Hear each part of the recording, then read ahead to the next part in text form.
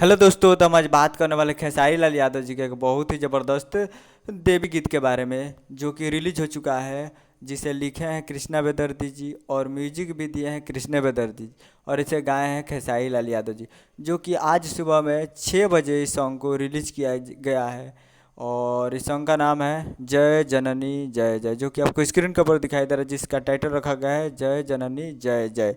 जो कि आज सुबह में 7 सितंबर को आज सुबह में 6 बजे रिलीज किया गया है खेसारी म्यूजिक वर्ल्ड पे। तो आप लोग इसे जाकर देख सकते हैं खेसारी म्यूजिक वर्ल्ड पे सुबह 7 बजे और सुबह 6 बजे 7 सितंबर को आज रिलीज किया गया है, जिसे गाए हैं खेसारी लाल यादव जी और लिखे हैं कृष्णा बेदर्जी जी और म्यूजिक दिए हैं कृष्णा बेदर्जी जी।